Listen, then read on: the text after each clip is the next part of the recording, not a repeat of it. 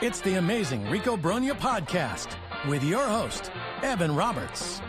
Rico Brogna. Welcome into a little mid-series edition of Rico Brogna. The New York Mets take the bats out in game one. They pound the Miami Marlins. And then in game two, we get a typical limp dick performance as the Mets lose to the Miami Marlins by a final score of 4-2. They have split the first two games of this Miami series. Rubber game on Wednesday afternoon. We will have a Rico Brogna to do a series recap. So this isn't a series recap. It's a reaction to game two. We'll talk a little bit about game one, and obviously we'll address the setback to Sean Manaea and what this rotation looks like moving forward. It is early in the season. And so when it's early in the season, I am choosing as a Met fan to not overreact to the good and not get too pissed off at the bad. But there is a but there. When you sit down and you watch the New York Mets take on the Miami Marlins, a team that the Mets need to beat the crap out of. We talked about that a lot during the off seasons of the Rico Brogna, where this is a really good division. Don't be fooled by the Braves' bad start. They will eventually be fine despite all the crap they're dealing with. The Philadelphia Phillies are a really talented team. You need to beat up the Miami Marlins. And last year, the Mets didn't do that. They went only 7-6 in their 13 games against Miami. And it is baseball. And on any given night, you can't just roll out on the field and dominate. But what made game two of this series pretty frustrating wasn't Sandy Alcantara. Because the thing about Sandy Alcantara is he's a former Cy Young Award winner. And much like the Mets struggles in Houston, when you struggle against good pitching, not that you aren't annoyed by it, you can understand it. What you can't understand, what I can't understand, is how Ronnie Henriquez gets 6 outs and barely sweats. What I can't understand is Lake Bakar, whatever that is, Lake Bakar, and Gary Cohn has to give us that great joke of, well, if his mom called him Knickerbocker, it'd be funny. And I'm like, what the hell is that's our joke? Lake Bakar comes in and pitches a very clean 1-2-3 inning. And then when you've got the genius Clayton McCullough, who can't manage his way out of a paper bag, gives you a young lefty named Anthony Venziano, followed by Anthony Bender, who should have pitched anyway. And the Mets give you a little bit of a taste, but do nothing. That's what's frustrating. The Met offense, which has been wildly inconsistent to start the season, I'm not panicking. I'm not worried. I'm just annoyed. There's a difference between the two things, right? What's frustrating is you're given a gift by Clayton McCullough. He gave the Mets a gift in game one, which we'll get to later. But in game two, he gave him another gift because he decided to pull Sandy Alcantara even though he was grooving. He had retired 8 in a row after the Lindor RBI single. His pitch count was incredibly low. And whatever the cockamamie reason was, he's pitching on regular rest in 5 days. They don't want him to see the Mets twice. Whatever stupid angle you want to come up with or Clayton McCullough wants to come up with, when you have yourselves 12 outs against that bullpen with this offense, can you give me something?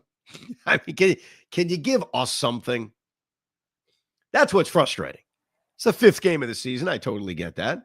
I'm not concerned overall about the offense, but when you sit your derriere down on a Tuesday night and you watch Mets Marlins and the game flies by in 2 hours and 8 minutes, and you've got a lineup that we all think, or at least most of us think, has a chance to be one of the best lineups in baseball, you can't give us that kind of offensive performance. And that was putrid. A 5-hit, 2-run performance against 5 innings of Alcantara and then 4 innings of Henriquez, Bakar, Venziano, and Bender. Can't happen. Can't happen. And everybody stunk, let's be honest. Francisco Lindor had a very, very rough day despite the RBI single that he was incredibly pumped up about, that I was pumped up about. All right, maybe Lindor is going to get hot because his wife gave birth to their 3rd child, and maybe he's all pumped up. And after the RBI single, he mixes around a couple of really bad errors. The second one, I think, being the worst, and the second one being the catalyst to the inning that really did in Kodai Senga. So we start off with Lindor. He does get the RBI single in the 3rd inning, but he does nothing after that. Strikes out looking on a fastball right down the middle in the 6th, and then swings at the very first pitch to end the pathetic 8th inning. So he does nothing. Tough to ever kill Juan Soto, but he didn't really do much until he did draw a leadoff walk down by 2 runs in the 9th inning, which I give him credit for because at that point, yes, Juan Soto, give me the walk. We'll take it. Pete Alonso can't build off of the grand slam.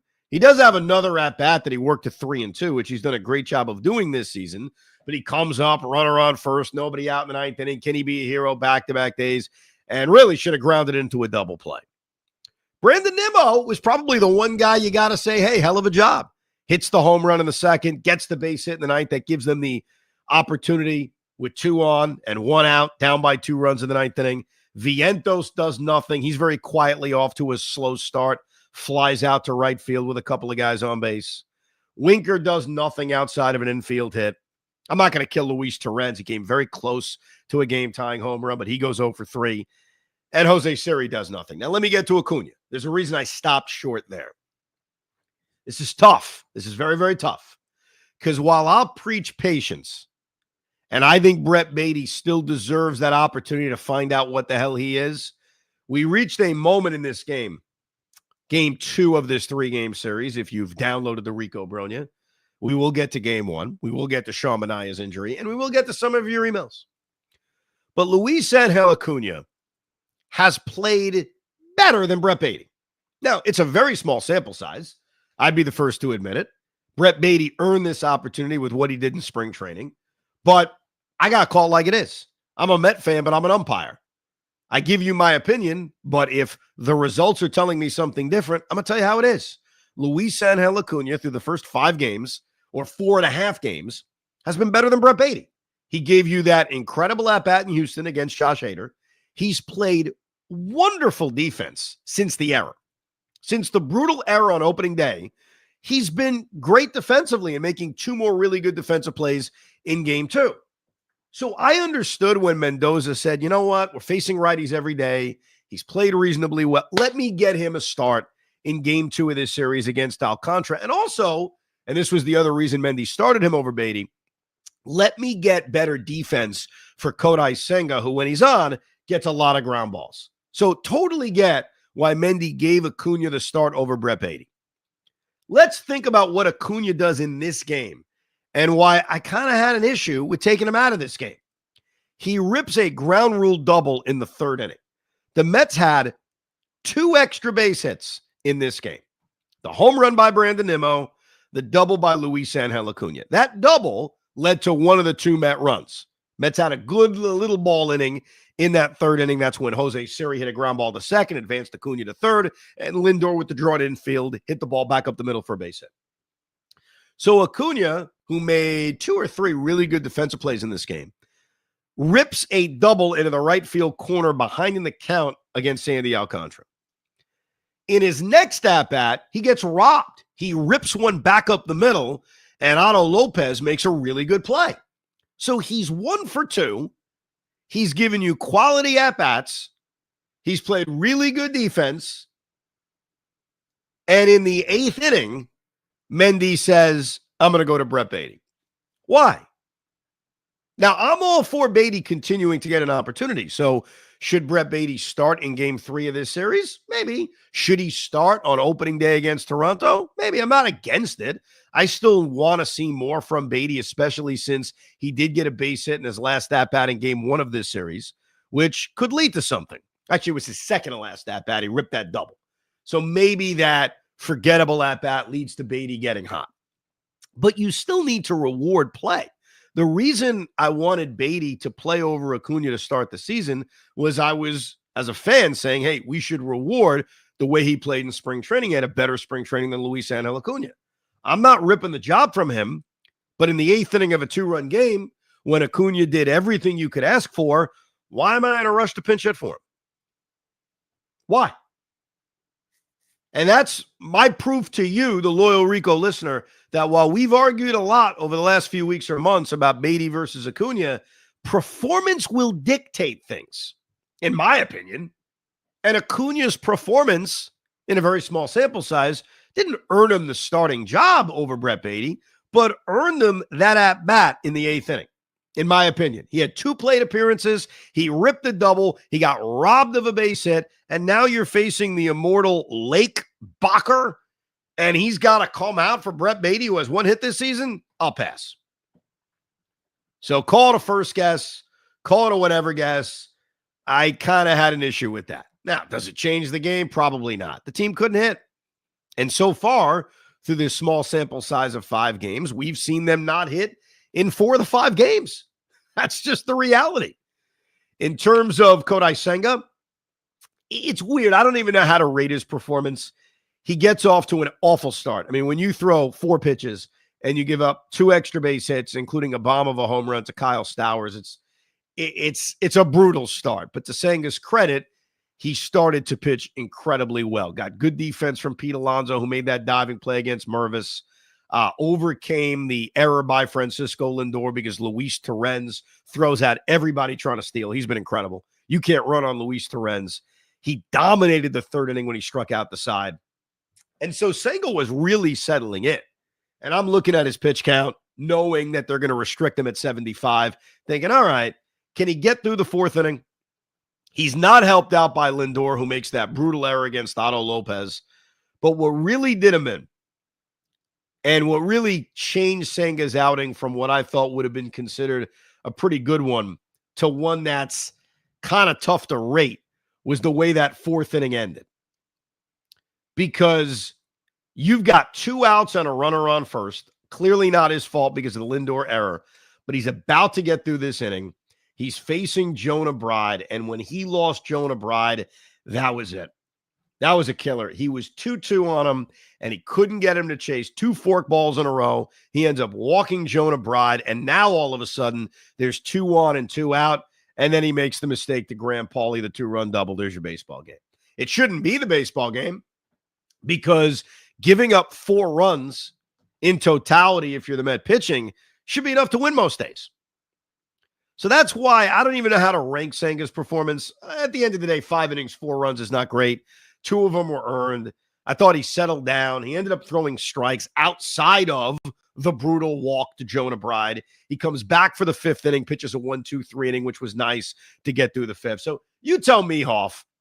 I mean, what do we give him? We give him like a B-, a C+, somewhere in the middle. How would you rate this performance by Kodai Senga?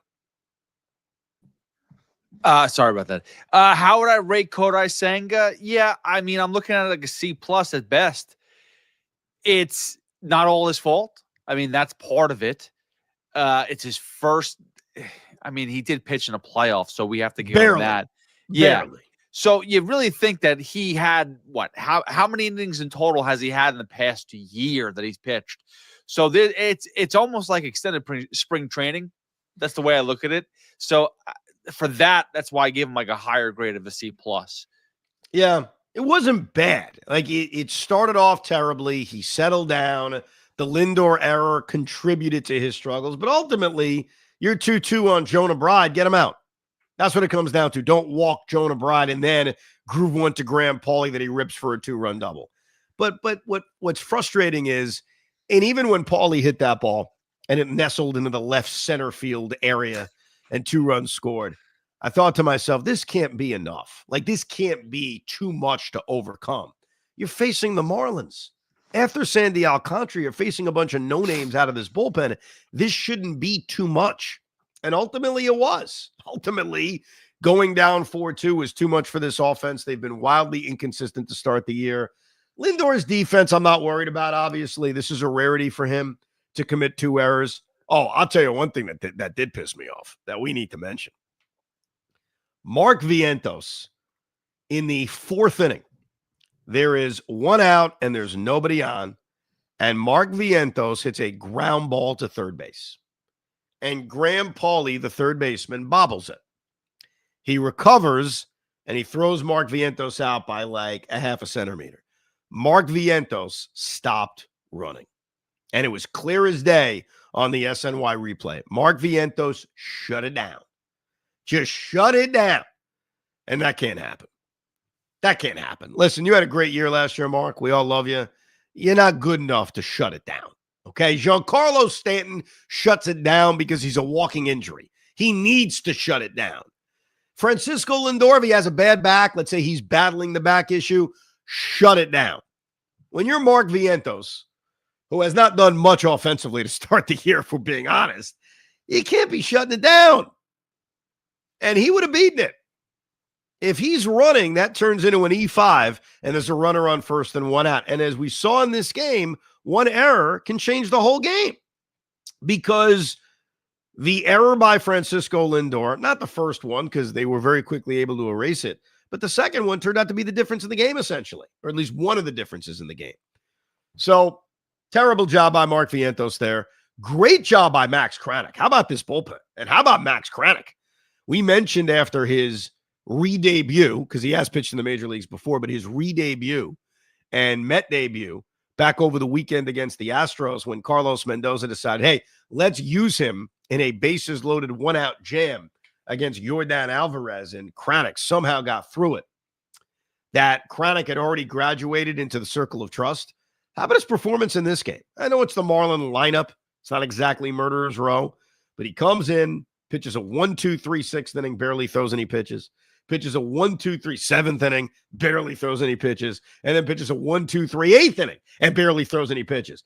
He threw so few pitches, my brain was like, is he available tomorrow? Probably not, but he should be ready for the home opener on Friday. And Max Kranick, so far, after a very good spring training in which he earned a roster spot, here he is dealing. So that's really your positive. Like, if you're looking for a positive from this game, I guess one positive is nobody dropped dead, right? Nobody got hurt. Okay, that's great. But really the positive is Max Kranick gave you 3 scoreless innings out of the bullpen. And Kodai Senga, at least for now, came out of it healthy. I knock on wood when I say that too, by the way. By the way, you mentioned something a little bit earlier. I want to go back to it very quickly. You said that, the Marlins are a bunch of nobodies, and you should be able to beat up on this team. And we know that every year that's not the case. It's year in and year out, the Marlins find a way to really just spoil a lot of our the series that we play against them. But on the other hand too, I've noticed early in the season and then towards the end of the season, teams like the Marlins, unless you're the White Sox who are trying to lose 40 games or win 40 games in a year, these teams find ways to win games when you least expect it, early and towards the end of the season. So this series, I feel like if it was middle of the season, yeah, they should be beating the crap out of the Marlins. But right now, it's a young team, it's a nobody team. They want to set a tone. No, I don't disagree with you that when you face a bad team, you kind of want to face that bad team when they know that they're bad.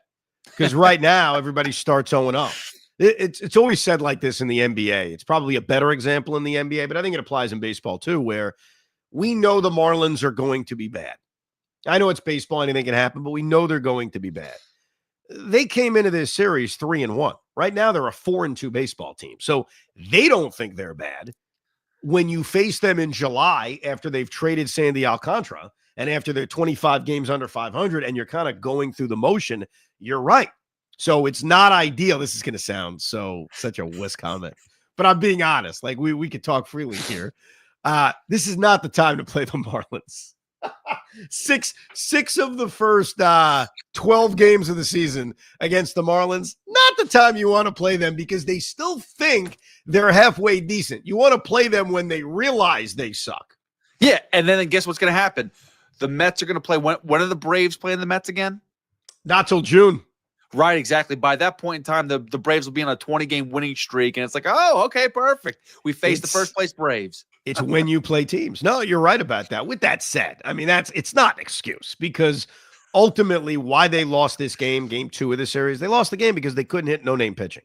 That's what it comes down to. They didn't have a lot of great at-bats. They didn't have a lot of long at-bats. They did not draw a walk in this game 2 of this series, until Juan Soto to lead off the 9th inning.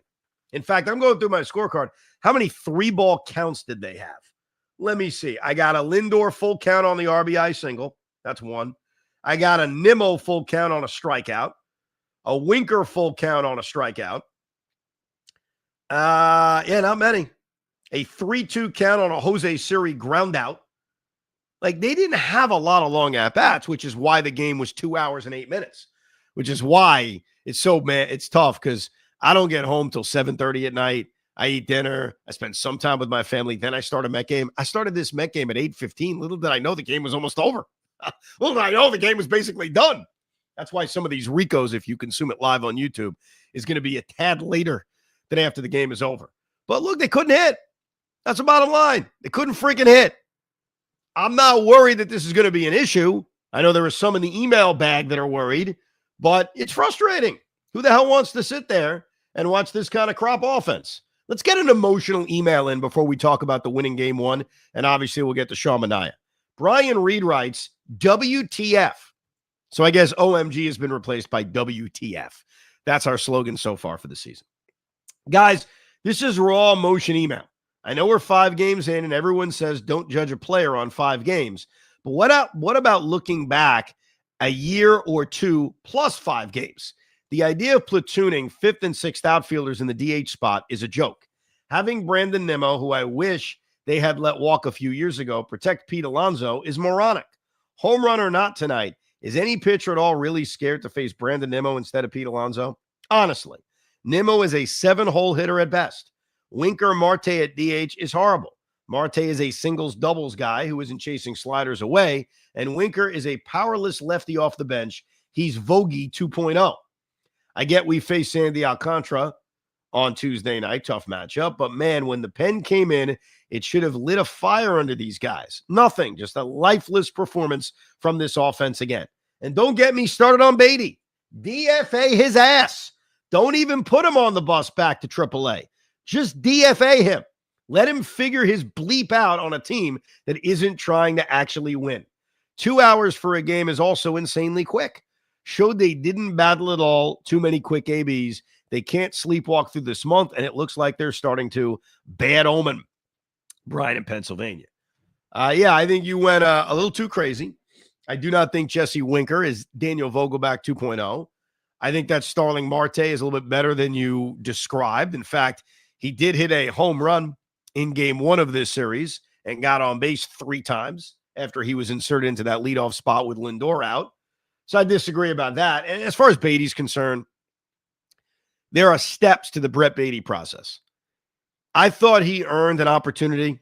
He is getting that opportunity. But slowly but surely, Acuna is going to take it away from him. He is. And one of the great questions during spring training and during the offseason, but mostly during spring training, especially once we knew McNeil was out, was how patient can we be with Brett Beatty? And it was a great question. Is it a week? Is it 2 weeks? Is it a month? Is it 2 months? I'm not sending him down. They've got time before they have to make any decision on that once Jeff McNeil is back. But what has to happen before our eyes is Mendy's got to play the better player. And through a very small sample size of 5 games, it's been clear that Acuna is the better player. So I think that you just have to continue to give Brett the opportunity. So do I want to see him in the lineup tomorrow? You know what I think I would do tomorrow or today, depending on when you're listening to the Wednesday game? Maybe I don't play Jesse Winker or Starling Marte. Maybe I DH Mark Vientos and go move Acuna to third base or Beatty to third base and actually get them both in the lineup and sit a Winker or a Marte. That would be a consideration. Now, yeah, but is that what you would do or no? Well, they just did that Monday, though. They got when Lindor was out, they just they didn't do it Monday. That was Lindor not playing on Monday. I'm talking about sitting Marte or Winker to get another day of Acuna and Brett Beatty. That's different. It's not the same. Right. Okay, I get it. Who would you have in the lineup Wednesday afternoon against Connor Gillespie? Acuna. Okay. By the way, it's tough to argue that. I argued that for a month in spring training. It's tough to argue it now, and Acuna's just been better. What's frustrating to me, Ev, and this is not like I told you so, because it's still just 5 games in. Like, I mean, there's a huge possibility that Brett Beatty can turn into the MVP of this team at any point in time. So I'm not gonna sit there and kill the kid just yet. But we've seen this act before by him, and it's getting a little played out, in my opinion. And Acuna, so far, all he's done is perform and add electricity. And that's what I talked about. When you're missing Jose Iglesias, you're missing that quote-unquote vibe. He adds it. He adds a spark. Well, he also just does things better than Brett Beatty. He's a better defensive player, and he can steal a base. So right off the top, those are just two things he does better than him. And as of right now, Acuna's show is a little bit more offensively with that double that he had in game 2 and even that great at-bat he had in Houston. As far as game 1 is concerned, that was the game you're talking about where Acuna played shortstop because Lindor was out. Congratulations to Francisco and his wife. She gave birth to their third child, a son. And how about Lindor getting back for this game? Like, he was actually in the dugout in the freaking second inning. But luckily, they didn't need him. We saw the offense explode in that 5th inning. We saw Starling Marte move to the leadoff spot, which I didn't mind. Clearly, Mendy didn't want to shake the lineup too much in game 1 with Lindor out. He didn't want to move everybody around. But you get the Marte home run, and that was after they failed to score in the second inning. Vientos ripped that double, and they had a runner on second and nobody out, and Torrens can't move him. Grounds out to shortstop. Beatty can't come through. Acuna can't come through. So in that 5th inning, when they put that rally together with the Acuna infield hit, the Jose Siri RBI double, and then a couple of base runners on Marte get hit by a pitch, and the Soto walk, Alonso was in that moment, that opportunity to break the game open right then and there in a 2-1 game, in a close game. And for Pete, I was already writing it down. I was like, all right, clutch situation or not clutch situation? We did that last year with all of his home runs. So 2-1 game, 5th inning, bases loaded, nobody out. Is that a clutch situation? Can we get that out of the way now? Like, was that grand slam by Pete a clutch home run, a mid home run, a who gives a crap home run? Let's get it out of the way in live time with Pete Alonso. All right, so considering the fact that it was against the Marlins, does it downgrade at all or no? Is this a clutch home run? I think it's clutch. Clearly. Yeah, I think you got to look at the game individually. You got to forget the opponent because it doesn't matter who the opponent is. I mean, I get it. They all count the same. Like, for us, it's frustrating when you don't beat the Miami Marlins, but if you do beat the Miami Marlins, that win counts the same as beating the Toronto Blue Jays or as beating the Arizona Diamondbacks. I mean, I guess you could argue more because it's inside the division, but you know what I mean. Yeah, no, it was a clutch home run. And, Gary Cohen was all over it on the broadcast. It was odd that Cal Quantrill was still in the game. He was weird that he was hanging out there, especially after he gave up the double to Siri, and now he was third time around the order, and then he hits Starling Marte, and then he walks Juan Soto, and it's like, why is this guy still in the game? Now, I'm not complaining because it led to that cool moment for Pete in which he worked a full count and then went opposite field. And from that moment on, we were able to put our feet up and relax. Luis Torrens hits the home run that basically went through the glove of Derek Hill. Brandon Nimmo hits a home run. It was a nice, relaxing ass whooping. And credit to David Peterson, because Peterson was not his sharpest, and he was able to battle through it. Gives up the home run in the first, puts 2 on and nobody out in the second. And then again, this genius Clayton McCullough. I know he's only managed 5 games, but he has given you every indication that he has no idea what the hell he's doing. I don't even mean the bullpen management. How about bunting with Liam Hicks? You got 2 on and nobody out in a 1-0 game in the second inning with 8 and 9 coming up, and you're laying down a goddamn bunt? Like, what the heck is going on? Here's all you need to know about how dumb that bunt was. As a fan, sitting at home as a Met fan, I was thrilled because I'm like, great, give me an out. All David Peterson needs to do is find a way to strike out the immortal Javier Sanoa, and he can get through this inning without giving up a run. And that's exactly what he did. Struck out the 8 and 9 hitters. What a surprise. Gets through a jam in the 4th, gets a big double play against Liam Hicks, gets through a double in the 5th, gets the big lead, attacks hitters, gives up a home run to Eric Wagaman, which was kind of ironic because on the air earlier on Evan and Tiki, I was like, has anyone ever heard of Eric Wagaman? Who is this guy? And he proceeded to hit a home run. But Peterson he wasn't great, but he was able to battle. He gave him a quality start. So I guess from that standpoint, it's great. And it was positive that David Peterson was able to slip in and out of trouble, which is something he did a lot of last year too. Obviously, it'll be a little bit more difficult when you face a better lineup. But overall, really good performance by Peterson. Brazoban gave you the 2 scoreless. And then, I don't know if you guys are paying too close attention to this. The Mets had a chance to break their record for the most scoreless innings from their bullpen to start a season. And in the ninth inning with 2 outs and nobody on and Danny Young pitching, they were about to do it. And then Danny Young gave up a walk 3 hits in a row, and they scored a run. I was thrilled about it, by the way. I was thrilled they gave up the run just to get him off the snide. Like, I don't want this scoreless streak going too long so that it doesn't get broken up in a close game. I know that's irrational, but I'm being honest. But when Young gave up the run and then he gave up another hit, and now Edwin Diaz is standing there in the bullpen getting ready to come in, that was a problem. That was a little bit of an issue. Luckily, he did not ever actually throw, and the Mets were able to win the baseball game 10-4. A couple of other things from that game.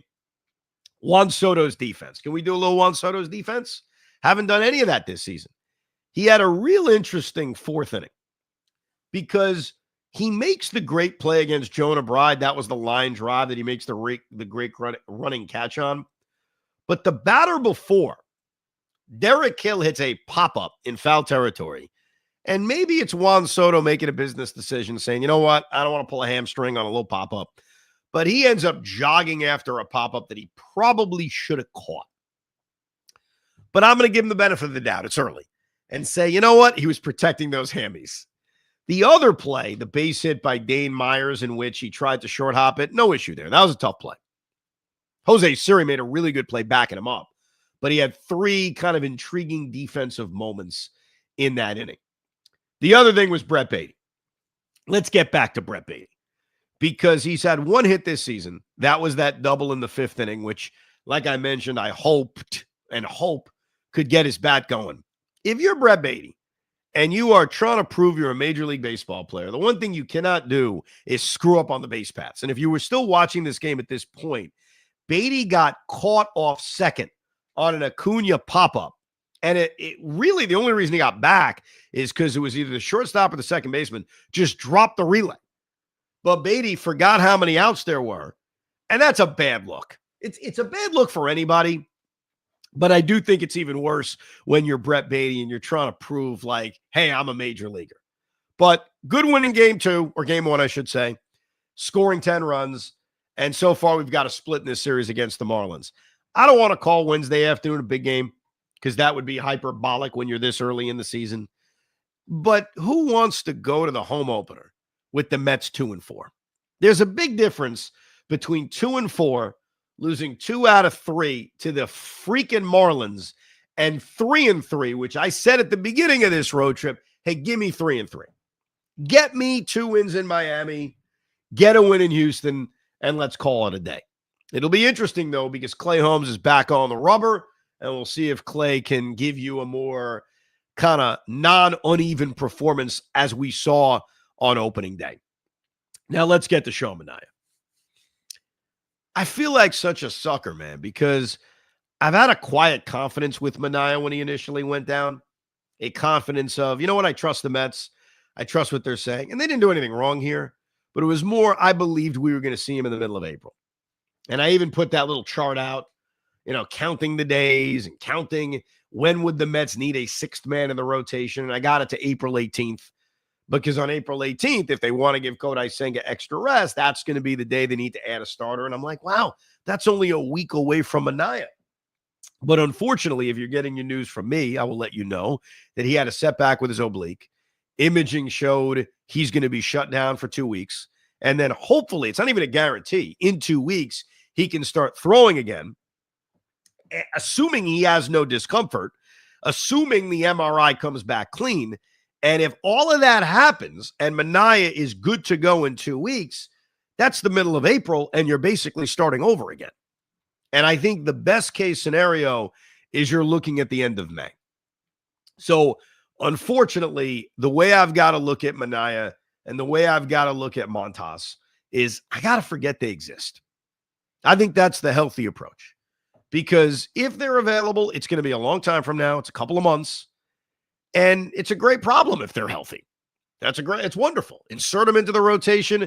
Things could look so different by the time we get there that it's not even worth breaking down what the rotation would look like because we're a million miles away from it.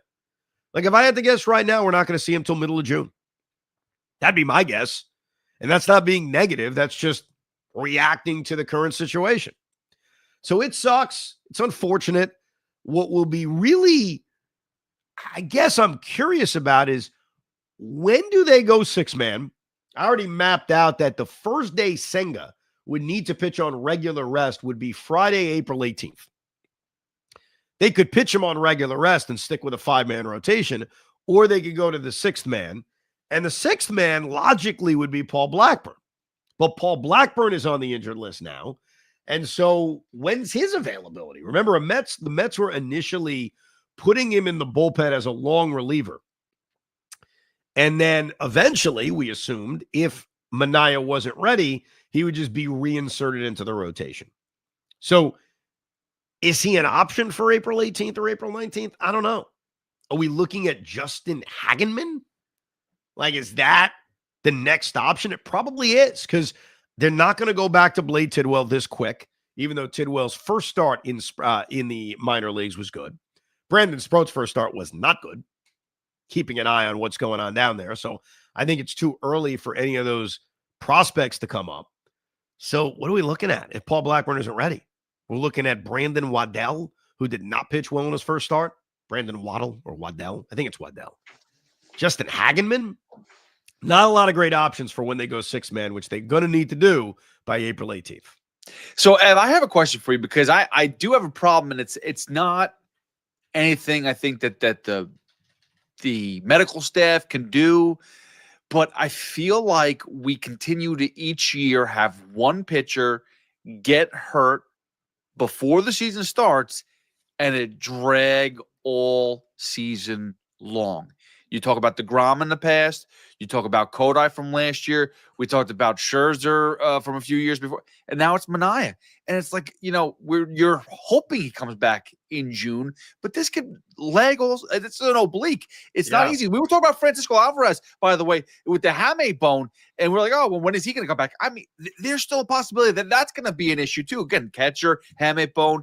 He's going to take contact on that left hand. It's going to be a rough one with that thumb. I mean, these injuries, is it just me, but do they take longer than expected? Well, I mean, some of them do, unfortunately. I think it's just the nature of the body, of the human body. I mean, we were standing next to Mendy back in spring training when we asked him about Maniah, and he's like, yeah, it's all good. He has no pain. MRI comes back clean, and then he's pitching, and then he's throwing, and then somehow this gets re-aggravated. I don't think this is a Met issue. I think it's a baseball issue. Unfortunately, you look around the sport, there's just so many injuries when it comes to pitching. It's why having a lot of depth is important, and the Mets had a lot of depth. The problem is, all the depth's in the rotation now. Like, think about the amount of guys they've lost. Maniah, Montas, even Paul Blackburn. Like, Paul Blackburn is the easy answer to re-enter the rotation as a 6th starter. And it's like, okay, that makes sense. I don't know what his status is. We haven't heard an update from Mendy. I'm sure someone will ask over the next couple of days. It's just why you need so much pitching, because guys get hurt and then guys coming back. It's not an exact science. It was too good to be true with Maniah when Mendy said so quickly, yeah, he's good to go, and he's throwing bullpens, and he may be on his way back. Unfortunately, on his way back may not be till June. And what really sucks with Maniah, we obviously think of him from last year. He's been healthy throughout his career. Like, you look, really ever since 2019 when he had an elbow issue, he's basically been healthy every single year. May not have been good every single year, but he was always healthy. So maybe it's age, maybe it's the amount of innings. I don't know. You could try to find the positive and say, well, he'll be fresh come October if the Mets are there. I guess that's a good way to look at it, but they got to get there first. And their rotation and their depth is certainly being tested here in the early going. Well, here's a positive. We have some extra cash now to spend on a new pitcher whenever we need with the trade of Canario. That's right. Yes, they got cash considerations, but they also traded cash considerations to get Alexander Canario. Oh, okay. I am so curious with Canario to keep an eye on what he does, because he had a good spring training. There were plenty of Met fans out there who said, you know what? Screw it. Just trade Starling Marte. Let Canario be the right-handed DH. Easy to say in spring training. Let's see what this kid becomes. Is this going to be a regret that we talk about? Like, can you believe they had Alexander Canario the way they had Nelson Cruz many years ago before he became Jose Batista? Jose Batista? Yeah, there's another one. But before we had him, because we ended up having him at the end. Yeah. Earlier. I don't know. I'm going to keep an eye on that. But yeah, the Mets traded Alexander Canario for cash considerations. That was inevitable, unfortunately. They just didn't have room for him. Just didn't have room. It is what it is. We will have a Rico Brogna after the series concludes. They are playing a late afternoon Wednesday game. Figure our Rico will go live if you consume it on YouTube at about 9:30 on Wednesday night. You can also download the Rico Brogna wherever you get it. And we will name, for the second time ever, I'm looking forward to it, the Rico Player of the Series. The Rico Star of the Series. It was Edwin Diaz in the series in Houston. We're still formulating, and we have another game, obviously, to determine who will be the Rico Star of the Series in the second series of the year as they conclude it with a rubber game against the Miami Marlins. And so far, they're 0-1 in a rubber game. So hopefully they get back on track. We'll also read a lot more of your emails at thericob@gmail.com. That's coming up on the next edition of Rico Brogna. Also, opening day, the home opener. We'll do a drive home instant reaction after opening day. Maybe get the opinion of my dad and my son. They'll be in the car as well. So a lot coming up on this busy week of New York Mets baseball. Thank you very much for listening, downloading, and subscribing to Rico Brogna. We hope you enjoyed this episode of the Rico Brogna podcast. It's amazing, isn't it? Make sure you download it now to keep it on you at all times.